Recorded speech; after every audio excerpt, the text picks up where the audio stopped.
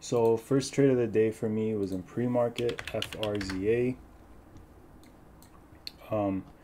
Got long on this, like at the time it was kind of like a 3-minute flag setup right here. VPA was kind of dipping down. Got long on this one. I was looking for the extension into 230s, which was this daily level and also this previous high over here. And so on this one, I got long on it. I got long. I'm gonna click on this buy order. I got long at $2.12 at 8:40 a.m. So right here on this dip down, kind of bottom ticked it right over here. It hit a low of like 211s. Got some 212s on a limit. Was filled there. Was pretty happy in that. Fast forward to the next candle, we have this little pop into 225s. Took some off 224s. And then I'm like, all right, my next piece is going to come off over 230s. Why 230s? Because, we had this previous high over here. Then also, if I go on to the daily, you guys can see this 230 area right over here. Well, kind of 235, kind of 230, right over here, 233-ish is this pivot right over here. You can see we broke below it, tried holding as support here, ended up holding as resistance, and then, faded off. So I was looking for my next take profit over 230s. That didn't happen. We ended up getting stuffed. The volume, I remember looking at this in pre-market, and I was like, all right, that's how they're going to play it. That's cool. And so I took the L at 204 on my remaining piece. Always in pre-market, I'm playing smaller, so like, it is a drastic move down, but I had 212s, cut it at 204. I could have held into 195s, and, I remember there was a pivot on the 1 minute right over here, kind of in this area. I could have let it go past 198, but then, the next point for me would have been 190s, and I was like, what, let me cut it here. This is a pretty big knife on pretty big volume. We'll let it reset. So fast forward a couple minutes later, they bring it right back up, and I'm like, all right, cool. That's the game they're going to play today. So as soon as I see this, we kind of get through this downtrend, and then I get long over here on this candle at 226. Right when we retest here, I pick up my shares 226 at 9:02 a.m. And then we have this pop up right here, and right when we broke 230s, I took a piece off. Got filled 229 on some, got filled 230 on some. So that was, going into the open. Then I was like, all right, let's see how high we're going to go. So we come into the open. We get, our little gap and go. Kind of an ascending triangle here. Not really the cleanest, but, it is one. Kind of have this ascending channel, flat top resistance, and then, finally into the open, we just get a major pop. And so we have our pop into here. Didn't take any off here. My next level on the daily was going to be right up in here. Looking for, the $3 area. We obviously didn't go there, but my next area, I'm looking for 260s. I'm looking for 250s. That's, my next target on this. And then over 260, I would be looking for 280s. So as soon as the market opens, inflow buyers come in, kind of flag into the open, and I'm like, all right, cool. I didn't take any off on this leg. Let's see if we get to let's see if we get through 250s on the open and see if we test that 260 mark. Right away at the open, you could see buyers flow in. Right when we get through 260s, or I'm sorry, right when we get through 250s, I took a piece off at 256. So a little early, right on the break of this, I started peeling some off. And then we end up pulling back in, kind of consolidating here. Didn't take any off into the 260s, 270s. I was looking for that, break and see if we could squeeze up to $3. Kind of had this 5-minute flag look here, nice volume move up. Low VPA pullback into our kind of 250 area, and we were holding over it, a lot of bidders. And then I'm like, all right, let's see what happens. And then we get this move higher, we get a stuff down, and I take my last piece off at 239. Was looking for the move into threes, we didn't get it. And then fast forward later in the day, and we get this move up here. We break through VWAP, kind of have our, let me see exactly where is it.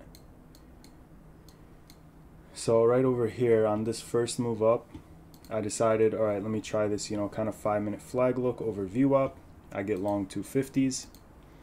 Scale some out immediately. As soon as we get this pop, bounce off 250s. As soon as we get this pop into 253s, 254s, I take some off, just to prevent, any major loss. And I took some off at 252. We end up coming down, and I remember I was on the road at the time, so I got off my phone, didn't see this drop into 230s, but I was willing to risk off, you know, the 233 area because it was kind of this flat bottom area. And then as soon as I opened my phone back up, I see we kind of came back up, kind of started consolidating here.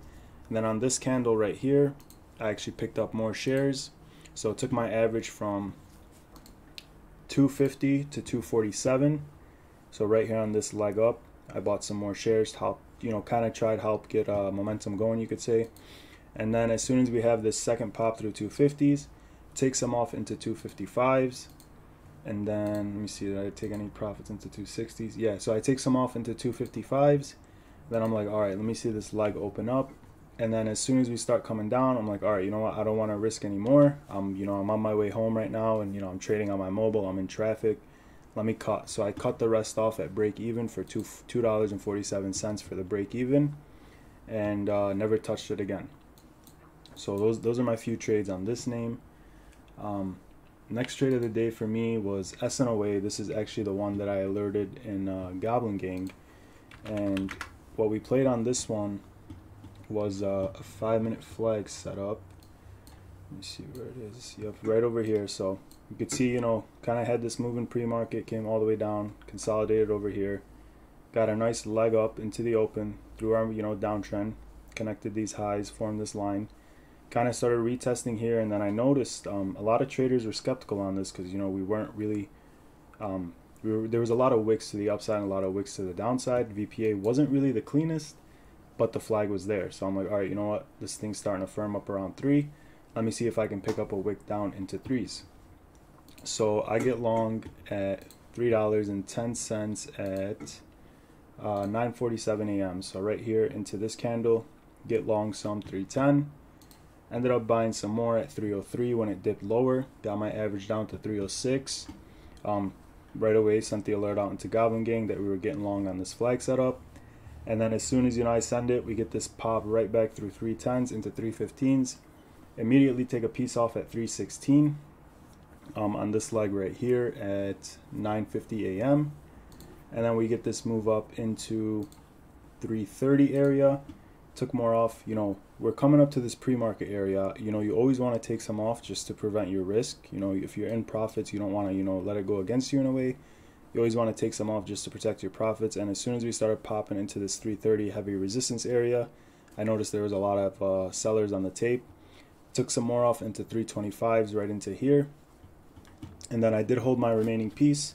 We came all the way back down to 3s, 306s, you know, right where my average was, bounced off 305s. Then I'm like, all right, cool. I got a low average. I already took some profit off the table.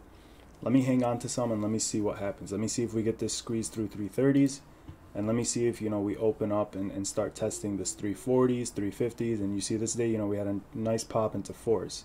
So whenever I'm playing something, I'm kind of in the mindset of I'm not scalping it for 2-3 cents. I'm getting in, I'm identifying my risk, and I'm going to let it ride as long as I can. So we come back down to 305. Some people would say, you know, you should have cut on this stuff, but I was like, what's the probability that we get a 1-minute U pattern? And, you know, sure enough, we get the 1-minute U pattern, low volume consolidation. This is something I've been seeing every day now. Then, you know, we have that move up, kind of flagged it over here. And then when we came back up here, we tested 330 again. I noticed the wall was fat. Still didn't take any off. And then as soon as we stuffed through that candle and, you know, we come all the way back down here, I actually cut in this area at $3.10. The reason I cut is, you know, I started seeing these lower highs being formed. So if I connect this line right now, you could see we have lower high, lower high, lower high, kind of a triple top at 330 area. And then when we formed this kind of downtrend, like, I don't have my line drawn, but I was looking, I'm like, all right, you know what, VWAP's going to be that area. You could see we came down, bounced, came down, bounced, came down, bounced. So if we get below VWAP, I'm most likely going to cut. And sure enough, it was on this candle right here, right when we went through VWAP. Kind of had this, you know, 3-minute bear flag. And that's when I decided, all right, I'm going to take this position off. I, you know, made some gains on it, pretty happy with it. And so that was that trade. And then just to show you guys the first two trades, where they at FRZA, this one was into the open, and then SONA, this is the flag that I alerted. This is, you know, the move that we had, and then this was a like little 6% win on it, so I thought that was pretty cool. And then next trade on the day was STRY. STRY traded on both my accounts. So let me find STRY. So STRY got long at 33 cents. So as soon as we crack this 33 area, is that the candle actually? Yeah, so right when we come into here, I'm looking at it on the 1, that's why. So right when we come into here, we have this pop through 33, pull back into 33 to retest the area right here. Started getting long in this area. As soon as we have this, you know, pop into 35s, that peeled some off, peeled more off into 36. And then that's when we had this, you know, parabolic extension. And this is the one that I alerted in Goblin Gang as well. Kind of 5-minute flag setup right here. Really, really nice VPA. Really nice leg up. Nice 5-minute flag setup there. So that was my trade on this one. I took my last piece off into 41s. And then on my other account, I got long at 41 cents. So right up in here. Kind of 5-minute consolidation. We get long 41. We peel some off into 42s, peel more off into 43s, and then we kind of have this pop into 47s. I did, you know, get a piece off at 46, and then as soon as this candle stuffed, I took the rest off at 41. And then later in the day, I did have some runners. I tried, you know, I put in Goblin Gang that I was looking for that, you know, move through 44, then 47, then 50s. If you look at the daily, you could see that if, you know, we got over this 47 area, our next pivot would be 50, and then, you know, ultimately 54s. So I was looking for the move through 50s, you know, psychological level. We didn't get that, and I actually took that piece off. I put in the Goblin Gang that on my last piece, you know, I was willing to risk 36s. Got filled 35 5s on this drop down into here, so kind of bottom ticked it on the sell. But overall on STRY, it was, you know, a solid win. That's not it right there. Where is it at? Right over here. So there's the first play. Then we had the 5-minute flag into the second play. Nice 13% win there. Nice 10% win there on the first position. So those were, you know, pretty solid. Next trade of the day for me was going to be on Vino. VINO. And on this one was kind of so I didn't really find this one. RCB found it for me, and he was like, yo, I'm getting along here. A lot of chat rooms are on it. Let's see if we can catch a quick pop out of it, just to be completely honest. And you know, that's exactly what we did. So right down in here, you know, we had this move up. I was looking for the 23s. I was looking for a flag, you know, a nice 5-minute flag or something. We didn't get it. There, you know, wasn't much volume, and I decided to take some light at 26 cents. So got filled at 26 cents in this area. And then literally out of nowhere, we have this massive move into 29s. As soon as we get this move, I take my first piece off right over here and into 29s. Then we have this move into 30s. And that's when I cut my second piece at 31 cents. It did hit a high of 33, but I wasn't really, you know, looking for the crazy move. And that's right when I cut my last piece. Quick 20% gainer. This one was really quiet. RCB was long, so I was like, you know what, let me get long with him. AHG, this one was another really quiet one. I didn't alert this one, and the reason I didn't is because there was a lot of chat rooms on it, and I did not want it to get too crowded. You know, I didn't want people to come in and scalp it for 2 cents. So my first ads on this one were in the morning. I got long on this 77 break over here. And you can clearly see, you know, as soon as I got long over this, I got long at 75, and we got stuffed into 68s like right away. Started smacking it 75, smacked it through 77 right here, got my average to 76.8, basically 77, and then we stuff right here, and as soon as we stuff, I cut everything 68. That's when I had this down trend line, and then I'm like, all right, I want to play this thing if we get through 77 cents. And, you know, sure enough, we popped to 79, pull back, and then this candle right here, we actually popped through 81. And as soon as we popped through 81, on the 1 minute, we retested 81. I got long, or I'm sorry, we popped through 80s, retested 81s on 80 on the 1, I'm sorry. And I got filled 0.88, so 808. As soon as I did that, this thing went parabolic. Like there wasn't even any time for me to alert it. As soon as we popped through 81s, popped through the high of day right here, took my first piece off 84, took my second piece off 91 cents. So really, really nice. Didn't get any off into 94s. I was looking for the dollar break. Reason for that is because the company had compliance issues basically, and NASDAQ was basically telling them that, hey, you guys need to get your shit over $1. So I'm like, all right, let's see if this thing can bust through 95s, squeeze up to $1, and then possibly even $1.07. That didn't happen, and somewhere I went wrong here is I held. I'm like, all right, let me see if we flag into this area, into 80s, and let me see if we reverse and continue higher. So I had a good average, but where I went wrong was I kind of held on to my last piece too long, and I actually cut my last piece right here at 76 cents. So average at 80, got caught in this flush into 76s, kind of, guess you can call it greed in a way. But I was looking for the dollar just because of the compliance issues, and I was looking for this flag setup, see if people would end up getting it off this lower trend line. We broke the trend line here, 74s, came back up 79s, and then flushed right here. And as soon as we cracked this 77 area, I was like, all right, I should have exited up here. I shouldn't even have held it. Shouldn't let that last piece go from big green to small red. But I was looking for the dollar, we didn't get it, and so that was the move on that one. AHG, it was a nice 14% win, really quiet one. Quick question too. What's up? So your initial buy, you said you're buying that breakout through 78. So is it just the breakout itself that you were buying, or what was like your thought process? This one here, I was looking. So this first setup right here, I was looking for the flag setup into the EMA, and that's when I got long 75. And then as soon as we came up and cracked 77 right here, that's when I started adding more to see if we can get that squeeze through 77 into 80, then into the highs over here of 83 cents. That didn't happen, obviously. We came up to 81s, 80 cent, high 80 cents, and then we stuffed right away. So I was kind of playing off this 3 minute, I guess you call it 3-bar, 3 minute flag look.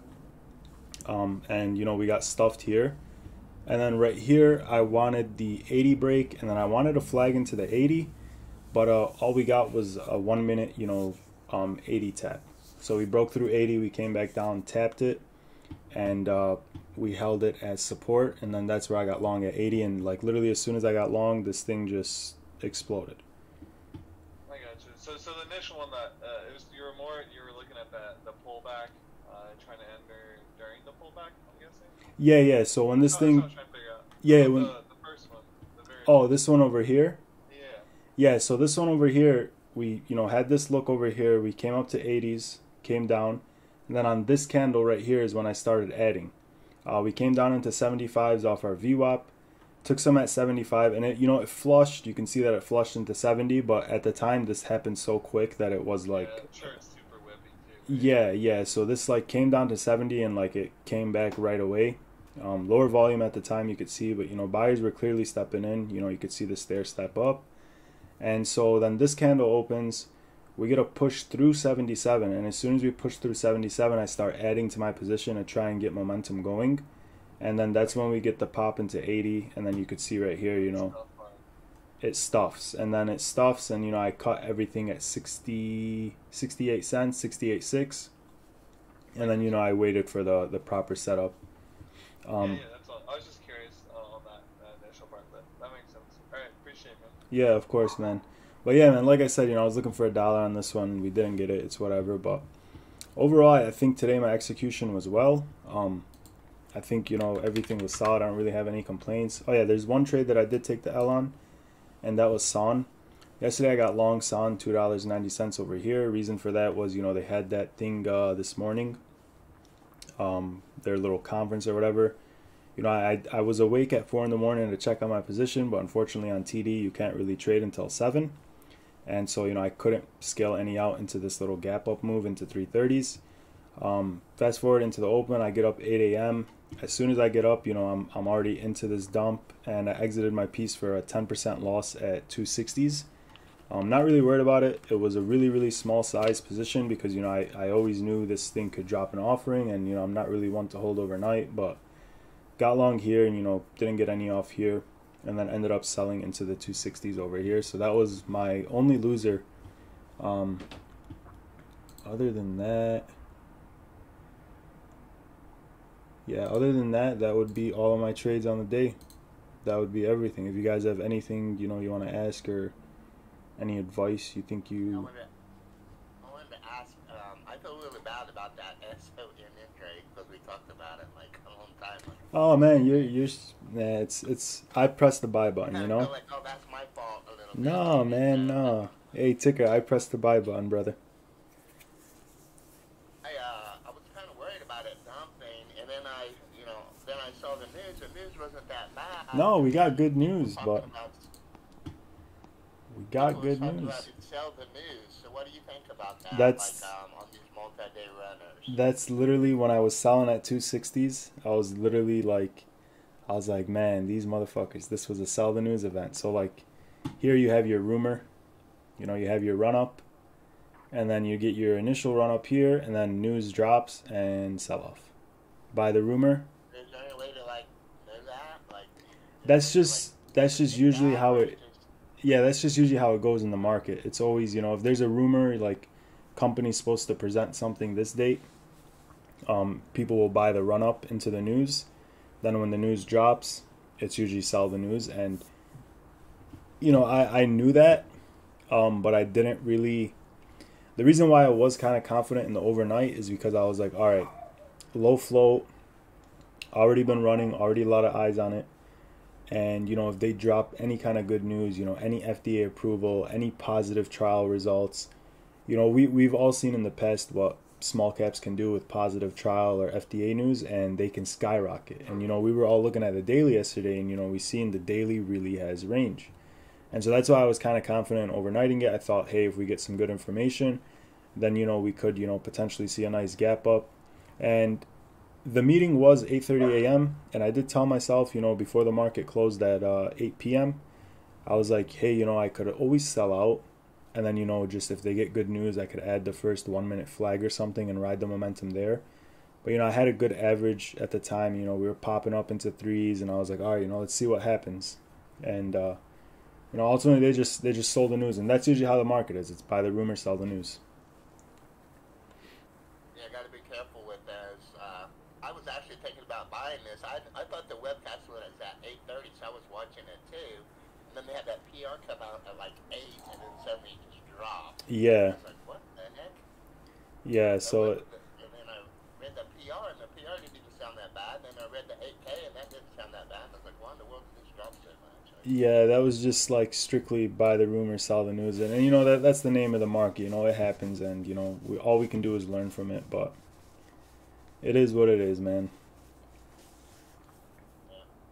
I also wanted to ask you something. How do you know like when other chat rooms are on something? Are you in other chat rooms, or how do you know? Yeah. So I'm in like so all the big traders, you know, Atlas and you know everyone else that you know kind of has a lot of members in their Discord. Something I do, and I guess you could call it pro tip. I join their Discords, and see right here if there's more. Yeah, so like right here, you can see here's some people from Atlas. Me and Dom are talking. But so normally what I do is I just join them. I mute everything in the Discord, and then I just keep the trading floors on. That way I can know, okay, these people bring volume. They're big traders. You know, they have big accounts. They bring volume, and that's kind of just like a guide for me. So like if someone says like, hey, I'm looking at this, little notification will pop up right here on the bottom right of my screen. And for example, let's say someone from Atlas says, hey, I'm looking at SONN. I'll go to SONN, I'll see what they see, and you know, if I like it, I'll take a position, and if I don't, I won't, you know. But just a good way to know where the volume's going. Yeah, you think that's a good? I think I'll join some. I was in Atlas and I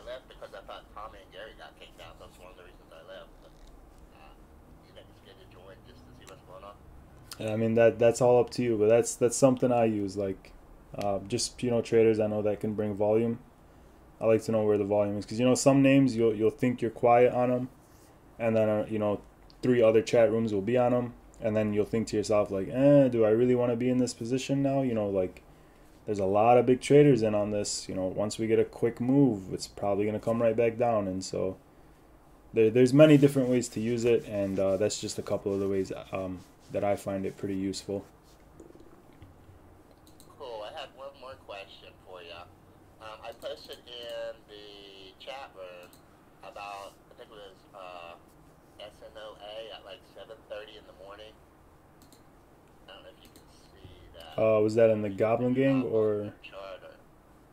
Yeah, no, it was in, not in Goblin Gang, in our chat room.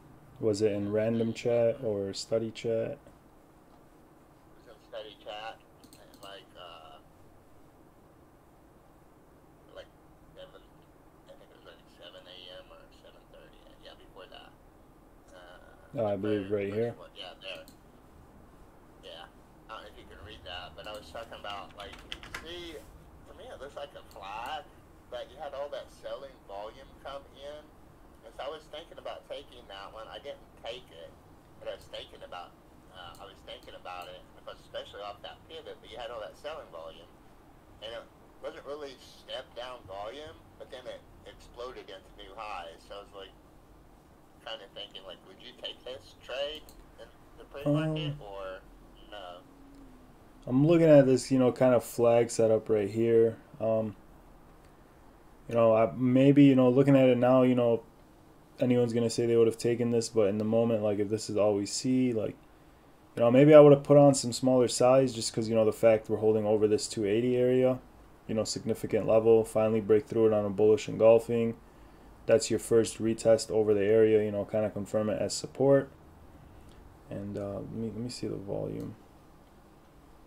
Yeah, they really get me. I mean, that was pre-market, especially when it has all that sell-it-off volume. When it's forming a flag, I'm kind of weary or, I don't know, scared about taking it, even if it's around support.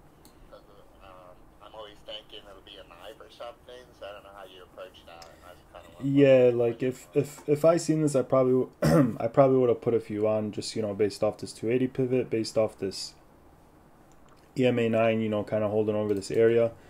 Something you would have had to have done on this trade is like as soon as you enter, you gotta watch the tape.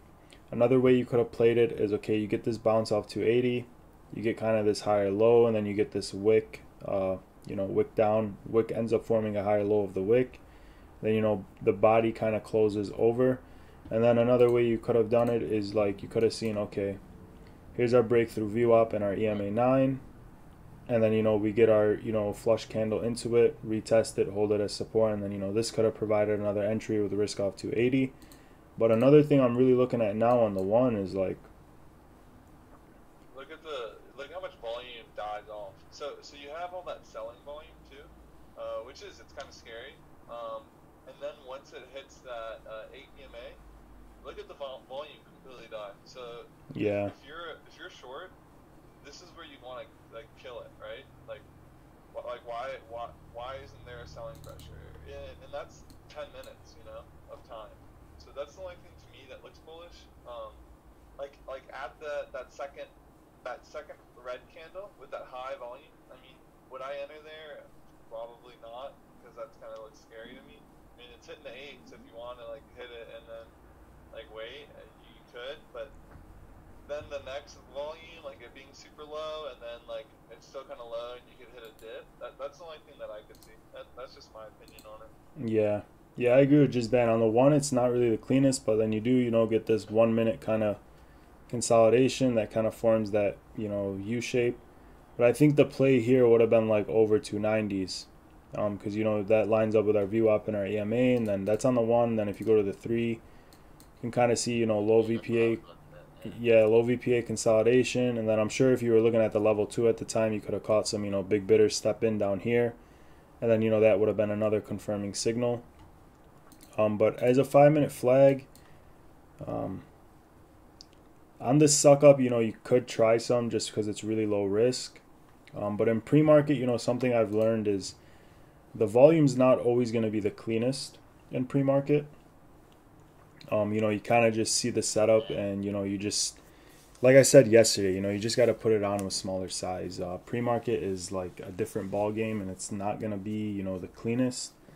So, but the play Hopefully here it's was probably over 290s though. switch to the one really quick too. On that big red bar, if you could zoom into it too, so that we can, or maybe I'm on my small screen. Let me go to the big screen. Sorry.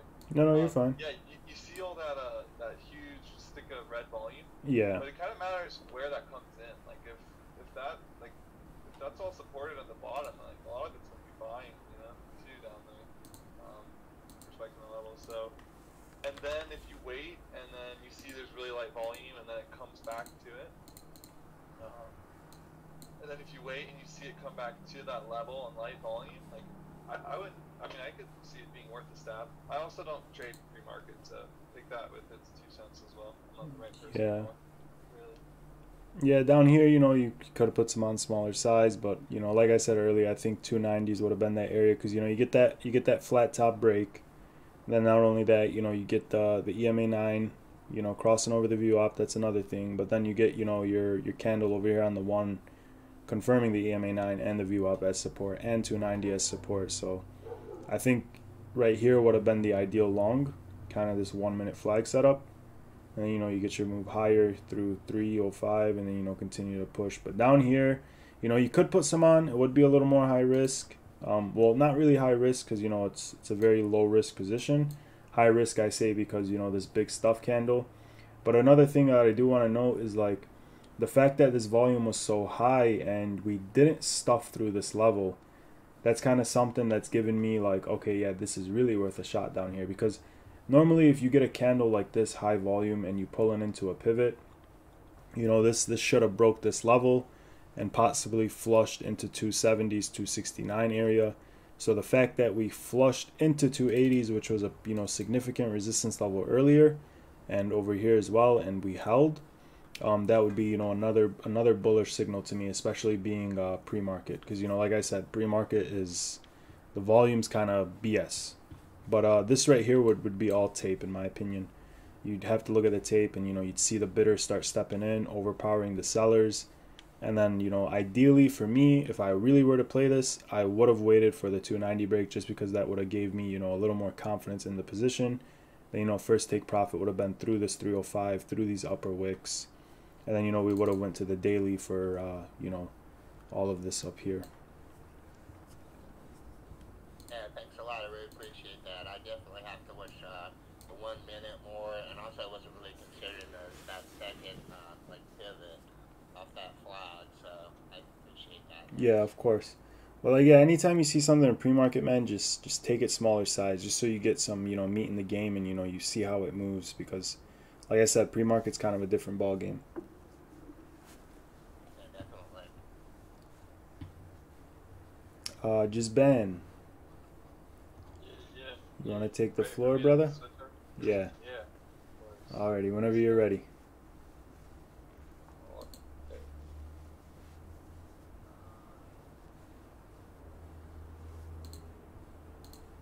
There we go. Is this working? Everything good, everyone? Yes, sir. Alright, let me look at my notes. The good news, too, I'm trying to take notes, that way I can go back and Nice, yeah. remember what the hell is going on.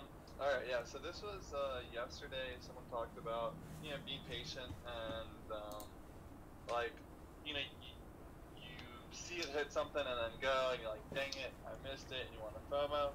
This was like the perfect example of that, where how being patient really paid off. So it was at 7:20. So I think that was this one. Yes, no, at 7:20. Well, my screen's all messed up. I don't know what's going on here. Sorry, guys. One sec. Where's the? I don't know why this. I think if you There we go. double, All yeah. right. Something was up here. I don't know why my whole screen messed up. But anyway, we'll still look at it. All right. So, we're sitting here, and we have this nice leg up on snow. Let's look at the 5 too, just to give me an idea. Okay, so it puts in this leg. Jeez, my volume's all messed up. There we go. It's all over the place. Puts this leg up, and I was waiting for a pullback over here. I think this is the level. Is this what I was looking for? Sorry, now I'm trying to put myself back in my shoes.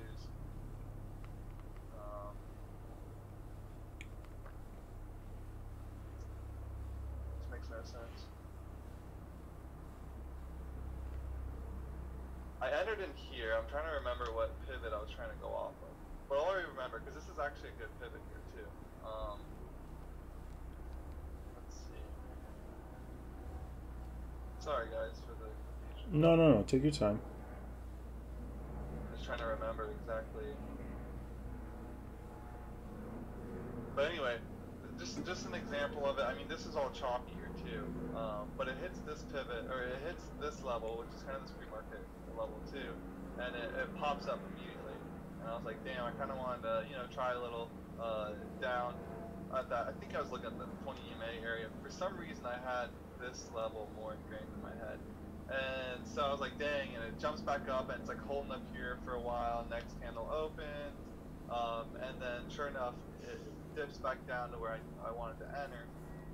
I end up entering here, and then that's like the part two where, if you think you missed a move, like, always be patient. It ends up like just being choppy too. Like I mean, I was wasn't playing this too heavy or anything, because we kind of were also in this like a high area, and for it to really break out, I would love it to break out first, and then I could pull back on like this support. But I did have a good stick of volume up, and then I was looking for a pullback, and then also after a couple of these, I forget which one it was. So like this one, yeah, we had volume up, ramped up, and then we still had a lot of volume just like sitting here. And then if you look at your 5-minute, it's not really a play anymore. You didn't have that light volume, and it didn't break out anymore. So that's kind of when this play is dead in my eyes. It ends up breaking up a little bit more here, and then it dies off. But that was kind of where it hit this level, and I didn't pull the trigger because I wanted a little bit more. And then I was patient for it took another, like, it wasn't long, a minute and a half, and I waited for my entry to enter in, and then I took some off and that. So I kind of wanted to just go over that, just to like enforce, like, if it doesn't hit whatever price you're at, and sometimes it needs to be better to wait, because whatever you're looking for, it a lot of times will come down, and if it doesn't, then oh well, you missed the play, you wait for the next one. That's kind of what I wanted to go over there. DBGI. I should write more info on these guys. Sometimes I'm like, what the hell is I trying to say?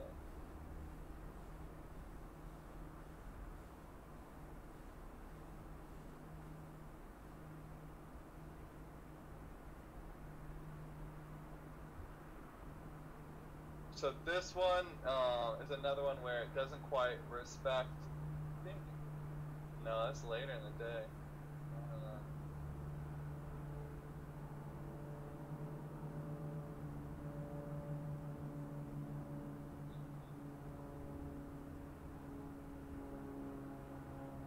Oh. So this was one where I wasn't patient enough. I actually ended up with a small loss on here just because of my patience, but it never broke this level. And I think what I did was I actually missed this high right here, and I plotted out this pre-market level. And so, looking back at, I think that's what I wanted to look at. I ended up buying some because you had this hell of volume, like, rise up, and then light volume pullback. This is a little more sketch too, because in my eyes at least, because you have a huge wick here, and then you have that volume back down. But to me, this really large wick of all buying almost senses like shorts are covering, and maybe this is the wrong way to look at it, so like correct me if I'm wrong, but it almost looks like, okay, like lots of shorts covered here, into this move, and then so I was a little more hesitant here. I ended up buying off some off of here, but I really wanted this move down to 0.721. But when you look at it, it doesn't make sense because another reason why that wouldn't make sense is it starts here, like this last leg up. It started here, rips all the way up. This is already a really big pullback, right? If it wants to come all the way back to this level, that's basically where they like entered their initial move. So that really wouldn't make sense. And in hindsight, like it makes way more sense. Like this is the pivot to go off of. It Yeah. ends up holding that. It's also off the 20 EMA. So like in hindsight, it made sense. I actually entered here like on smaller, but I was kind of like hesitant. And as soon as it pulled, I entered somewhere like here. And then it made this move up, and then when it came back down, I was like, all right, I'm just not going to risk it. Sold, and then it rips. And in hindsight, super clear. Definitely the right pivot to play here. It lines up with everything. But today, too, I was just, being extra careful after yesterday, too. So I was just playing things a lot more cautious. But the confidence will come back.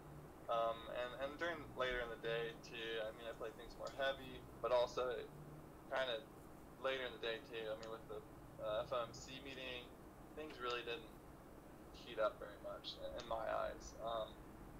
I think a lot of plays were early in the morning. Another thing to note too was yesterday night, my girlfriend played basketball, so I was there at the game and came home late. So, I gotta wake up at 5:30 for the market. So definitely was a little more slow. Didn't get to the desk till about market open, and so I was more patient in that aspect. So it took me a while to really start sizing into anything.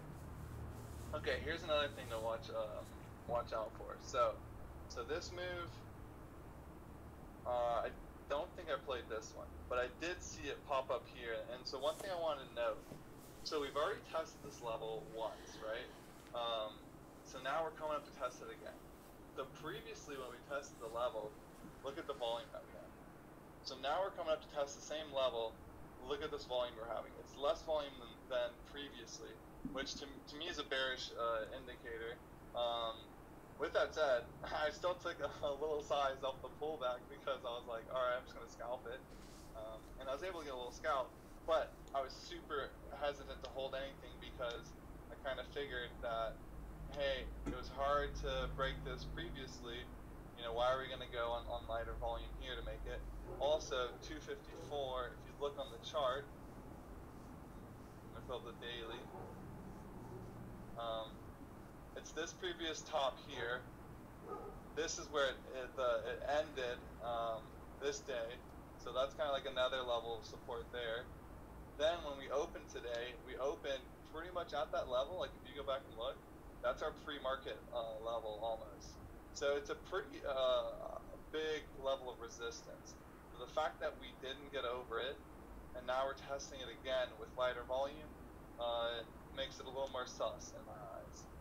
So with that said, later on in the day, we keep testing it and so then I think I ended up, I played this a little bit, but again, I mean, this is also, did I play this? At some point I played this again, but this was right around when the FOMC, so I didn't play during the FOMC. Maybe it was, here's the FOMC, it was 12:30 my time. So, also sketched because the meeting was coming up and everything, so if I did play it, I played it really light. But it was nice to see it break through, but I think you could also tell on the tape, like, things weren't looking that good. So that was FRZA. And that's pretty much all I really wanted to talk about today. If anyone has any questions on anything too, feel free to ask. But that's really all I had for like today is to talk about. Yeah. On FRZ, I think you did it well. Like you noticed that lighter volume coming up, and you kind of sat out on it and waited. You got your little scalps. Yeah, little scalp. On DBGI though, it looks like that was a chat room possibly. Because kind of it just traded sideways all morning, really light volume, and then volume just started pouring in out of nowhere. So that kind of Yeah. looks to me like, maybe a chat room was on it, and possibly why, it was also short lived. Yeah, because it also didn't have. Oh, I guess here we go. 10, 10 stocks trending on Discord. So That's so funny on you are Discord. correct. Yeah, so something to be careful of too. Yeah, good call. But I think wait, where was it? Yeah, those kind of things kind of make me more sus too. When you have like one large stick of volume, like I don't know, I like to see like ramping volume. Yeah, Um, stair step up and stuff like that. yeah, so that kind of like makes me a little more sus, and that's kind of why I was like also more cautious here. I mean, it ends up going a little bit, but you see, I mean, it ends up failing eventually. Yeah, So but I also agree with you on that pivot. So where you made that high at, I believe that's 729, yeah, and then you had that 1 minute pullback. I yeah, think that would have been, yeah, right there. That would have been the ideal spot to, get long and then risk off that pivot. yeah. No, I agree there. Also, another thing, it's like a 7 cent stock. I'm always more cautious on those Yeah, because you gotta, they can just move like crazy. yeah, like a lot of So people are taking way more size on it, and yeah, it moves yeah, really, really quickly. yeah. So that's like whenever I'm looking at. I mean, I probably miss a lot of moves, but I also protect myself on a lot of like big, like just down nasty candles on these small cent Yeah, stocks. So it's something to think too. Like if you are trading this, just make sure you keep that in mind. They do have a tendency to be more whippy, um, so you can get real red real quick if you put too much size in these. yeah. Did That's you just my. Sorry Oh, to cut goes. you off. Yeah, Yeah, yeah, no, you did good. you catch STRY at all? Oh, so yeah, no, I saw that, and I was like, that looks really juicy. This one right here Yeah, the 5 minute looks flag. so juicy, but it's it's just not my like. I know I need to get better at that, but like right now, I'm really just focusing more on big volume stick, um, like a light volume pullback to like a support level. So like here, like I mean maybe there is a support level other than just like the 33 cent mark, but like I Yeah. didn't really find one too. Like if you look at the daily, it's like Yeah, I remember when I was looking at this one, the pivots were yeah, kind of like I was finding all the pivots off the 1 minute, and I was using intraday yeah. pivots. I guess this one would have worked. I guess I didn't even right. Does that work? Let me Yeah, see. Yeah, I guess I didn't even see that one. But I was kind of like, it looked really good, but I was just, I don't know. It's not the huge. cleanest daily. Another thing too, it's like it's huge. Like there's no pullbacks, yeah. And then this is our first pullback, which hey, it worked out perfect. But I was just more cautious, and I didn't enter that. This would have been it. I looked at it, and I was like, today's not the day for me to rest something on. If that Yeah, makes sense, like, because that's just not my edge. Like I'm not good at longer 5 minute flags. I like quick, um, like big green bar, like big stick of green volume, light volume pullback, and then I'm looking for that immediate like jump up, and then I need to get better, obviously, as I've said about holding longer.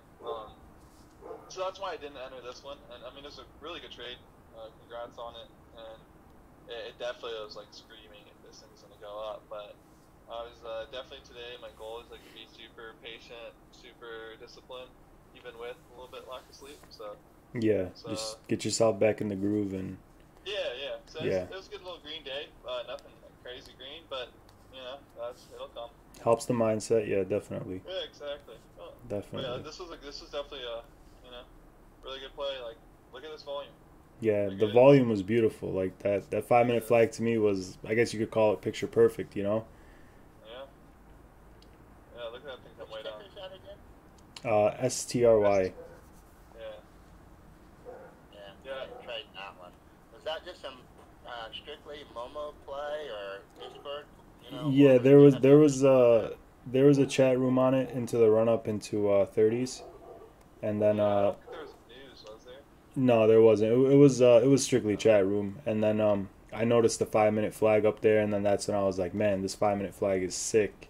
I gotta try Yeah. this, and that's when I alerted the flag over there in Goblin Gang, and then we got the extension into 47s from 35s. Yeah. Yeah, I definitely would have traded the flag more than that it just broke orb, and then everybody's like, let's get on this. Yeah, it just goes crazy. Yeah, there was Um, a few 1 minute flags that I did scalp, but they're really nothing worth noting. Like you could see that yeah. first move up, and then we kind of get that micro flag kind of. So if you follow that move up, when it This broke one? orb, yeah, right over there, that pullback Here, into this the. one? This one? No, no, follow that move up to where you were. Yeah, right over there. Like that was Okay. kind of like a little 1 minute flag to me in a way, and Yeah, kind of rinsing off that upper area. exactly, yeah, and then that's when I caught that first move into 35s, and then that's when we had that flag set up on the five, and then that's when I was like, all right, cool, now I gotta get long for real. We have this nice flag, and then it worked out very nicely in our favor. Yeah, something too that I think whenever I look at these like longer flags, I'm starting to notice. A lot of times they'll pull back, light volume, light volume, light volume. They'll bounce off a level, but it's not, the five isn't quite caught up to it yet. And what I noticed like on like longer plays is that next time it dips down to like, at that point, I mean I wasn't watching it live, so I don't even know if where this five was like live.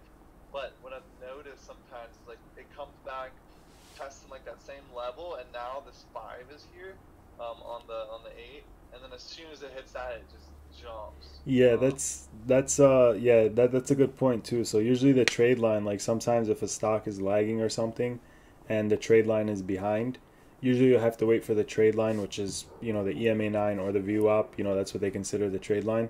Usually you have to wait for that to catch up, and then bam, it gives you that next leg Yeah, up. and that's more for like the longer, those little longer 5 minute plays. The ones that are like the 3 bar ones, those the eight's always like way down here, and Yeah, you're like, all right, you have to like visualize it, like, all right, if I draw this up, it should probably be here. That's kind of how I visualize it. And I'm like, all right, roughly this area, and then I look for supports, and then I'm like, all right. But yeah, no, this is awesome play. Great job. I definitely want to like trade these more eventually because something that's brought up in the Anna Cooling book, and also just a general tip as well, in anything. But the longer the consolidation, the bigger the move. exactly. So this thing consolidates for a while and it has a really big move. The quicker consolidation, you can't really expect as big of a move, but sometimes what happens, what I also like to play, is say you have a lot of consolidation like for a really long period of time, and then you get that five, like that igniting volume up, and then that pullback. So now it's like the whole move is off of the big consolidation, but you still get that like one like 3 bar setup essentially. Yeah, And I like playing that because then you can get the bigger move from that play, which recently we haven't had as much. I feel like just because it's been a little bit slow in small caps, but it's things to keep in mind. yep. But, Can you talk yeah. about you or just Dan or Sally? Can you talk about consolidation a little bit? Because I really hate consolidation. You either get a really big move one way or the other. Yeah, It's up to so you. so I'm always afraid it's going to knife, actually. So, I mean, I guess it breaks down to watching level 2, but I like. Anyway, can you give like some tips on that? yeah, normally consolidation is either going to be two things. It's either going to be accumulation for the next move up, or it's going to be distribution for the next move down. Normally, when you get consolidation, um, I'll go ahead and share my screen so that way I can, I guess illustrate some things for you guys. But Yeah, let me go. so on consolidation, normally you're going to have something like, let me zoom in on this.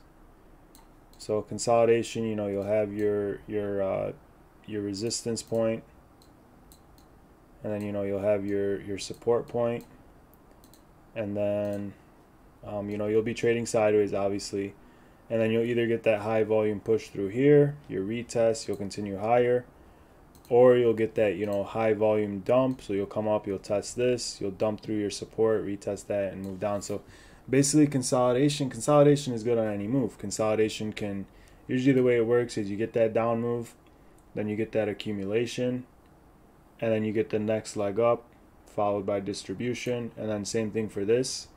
You'd usually get your leg up, consolidation, which would be distribution, and then you get that, move down, and then you find that next consolidation for accumulation to bring the market back up. So that's normally how consolidation works. But consolidation is good because if you get a long consolidation period, like Jisban said, whenever you break out of one of these points, it is going to be a greater move or a shittier move. So if you have, for example, a consolidation on the daily and then you break over it, you're most likely going to get a nice move to the upside, whereas if you break below it, you're going to get a shitty move to the downside. Not something you're going to want to be in. Consolidation is heavy. It does depend on the volume. It does depend on a level 2. Level 2 can give you a lot of tips on what's going on in other traders' minds for consolidation, and especially where the consolidation is. For example, if you're consolidating right below a very, very significant resistance level on the daily, there is, it all depends on the volume from there to see which way you're going to give out. Either you're going to give out on the support and you're going to continue lower, or you're going to break the resistance and continue higher. The only ways I decide to play consolidation is we have our 2 levels. I don't want to be involved in the noise in between. I want to wait for a clear break of one of the levels, and then that's where I'll either get long, or for example, like when I did play options before, I'll get long on that break and retest of the lower consolidation point, which would be support. Does that kind of give you some pointers on it, Tigger?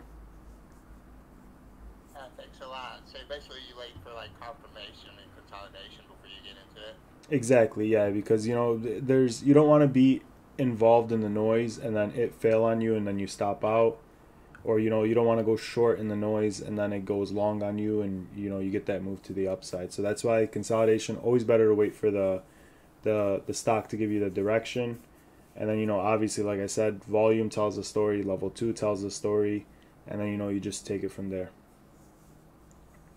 Okay, yeah, cool. Thanks. That helps a lot. Yes, sir. I'm gonna go ahead too.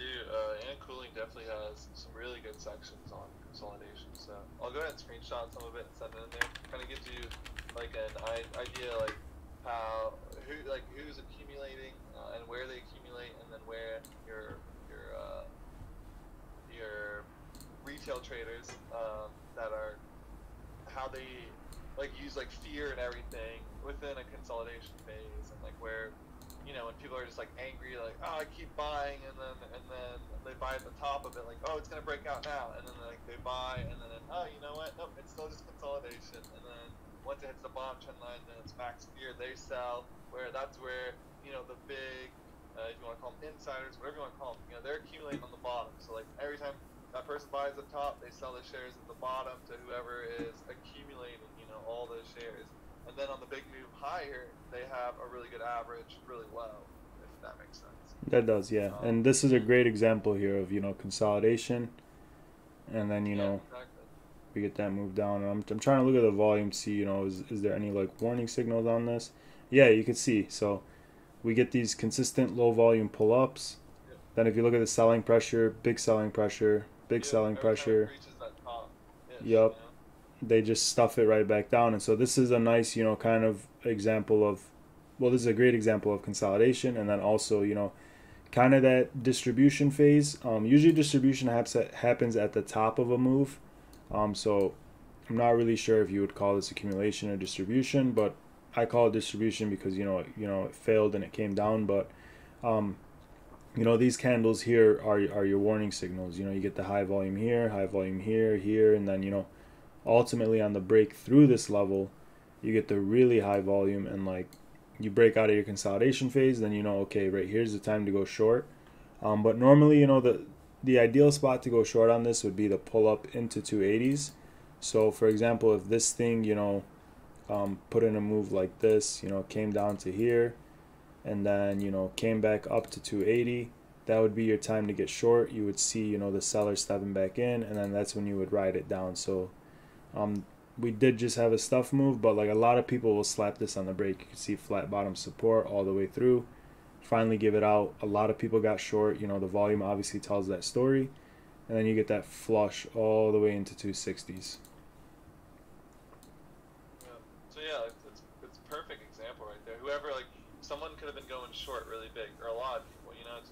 for just one person. And so Yeah. they go short that first time, and then again, and then they hit it again. And now a lot of their shares, that they've shorted, they have a really high average, near that 294, is it 294, whatever that says. Yeah, Near 294. that, yeah, somewhere in the higher area of this phase. So then once it breaks, all that volume, everybody's selling, they're happy because they're like, all right, I'll buy into this, on the way down. They're covering. So that's kind of like accumulation distribution. Yeah, Really, really good job explaining it, Saul. I appreciate it, man. But yeah, Tigger, I hope that kind of explains, consolidation for you. Yeah, thanks a lot. That helps a lot. I did read that book a long time ago. I'll probably need to read it again about accumulation and distribution. It's to me just a pain in the what. Yeah. Sitting there waiting. What's going to happen? Yeah, no, for sure. But yeah, she does a good job. Might be a good little read to re-put that in your brain if you're more curious about it. I read that Yeah, book definitely. like, I think maybe 4 times. Yeah, well, that's awesome. I remember I would finish it and I'd literally just flip back, to the first page and restart. There's a lot of gold in it. Oh man, that book Yeah, I is need to read it again. amazing. The first time I read it, I couldn't understand the things he was talking about. I really want to go back and read it again. Yeah, Same. now that you have a better understanding, for sure. First time I read it, I was like, huh? Why are you comparing semi-trucks to stock charts? You know that one example where she uses the oil tanker or whatever? Yeah. If it comes to a stop, all the fluid is going to move or whatever. I'm like, why are you comparing this to stocks? What does this have to do with stocks? And then I'm like, oh, okay. Yeah. That one or the icy road. Yeah, right? When the wheels start spinning, Yup. you keep going up and up, and then all of a sudden, you're sliding back. You lose momentum, you start pulling back. Yeah, a lot of like, if it's your first time reading it, you're gonna probably be like me and be like, what the hell are you comparing this to, stocks for? But Yeah, definitely. she does a As great a job at beginner, it. I tried to read as much as I could as a beginner, but I was like, what the hell is she talking about? Yeah. It's probably a good time to read it. Yeah, there's gold. I'm going back through it right now, and yeah, it's gold. I actually have a really good summary of it. That back when RCB was doing his like Twitch days, he dropped a really good summary on it, and it kind of just covers all the key points. So I'll try to find that in my files, and if I do find it, I'll send it in the study chat for you guys. Yeah, someone else posted one too, like their notes, which was I think really well done. I actually didn't read through it, but I wanna read through it. Yeah. Yeah. Somebody posted that. I don't know if it was a random chat, but it was in one of our chat rooms. It's a really good notes. I read it. I was like, oh yeah. Yeah. Really good. It might have been Trainer Big. I'm not positive, but I'll look at it for sure. Yeah, I remember when it first came out. Wasn't me. Oh, that wasn't me. But yeah, somewhere in there. What were you saying though, Sala? I was just saying. I remember when I first got this. I didn't know volume price analysis was a book. Yeah, here it is. So I didn't know it was a book, and like this is all I had, and I printed this out, and you see like it just covers all the main points of each chapter. Hell yeah. And then like That's I figured out, I'm like, oh shit, this is a book, and then that's when I got the book and started reading it. But yeah, let me share this. See if I can save it to my computer and then share it in chat. That way everyone can have it. Yeah, cool. I can download it as a PDF. That's awesome. Thanks. Yeah. Of course, Some man. day trading. Love it. Hey Sala, I've been meaning to ask you, what do you like more so far, 3-minute flags or the 5-minute? So normally into the open, I'll like I've been trading the 3-minute flags just because they form and they're much more clearer. But as we go into intraday, I'll kind of play both. I'll play the 3-minute and the 5, but I am looking for a 3-minute. Or I'm sorry, I am looking for a 5-minute flag. But if we get a 3-minute flag, then I'll play it. Sometimes if we even get a 1-minute flag, I'll play that as well. Okay, and are you playing those with same size as you would a 5-minute? Yeah. Most of the time, yeah. But if it's like a 1-minute flag, my risk is going to be tighter because the pivot is not going to, like, how do I put this? Usually the pivot's going to be closer. So if I play a 1 minute flag, you know, like let's say right here, for example, let's say I play this flag right here off the 1 minute, my risk is going to be off this 320 pivot. So my goal here is going to try to add as close as I can to 320, and we're going to see if we get that 330 break. But then if I add, for example, like the 330, or I'm sorry, the 3 minute flag down here, then, you know, my risk is going to be off 3, and we're all the way up here 320s, and, you know, I'm going to let it ride out. But usually 1 minute flags, the risk is going to be way tighter. This is like actually a great example right here on this like 1 minute flag look here. Ticker, I sent this in chat, in the study chat. Let me know if you can open it. If you can't, I'll just email it to you or something, but you should be able to open it. Sure, I'll check it out. Of course, of course. But yeah, I mean, I guess pretty much summed up. I guess if you guys don't have anything else, we can wrap it up here and go from there. What do you guys think? Yeah, I'm good. All right. Alrighty, guys. I appreciate you guys all joining as always, and gonna stop the recording here to get this uploaded to YouTube. But yeah, man, you guys enjoy your evening, and we'll recap tomorrow.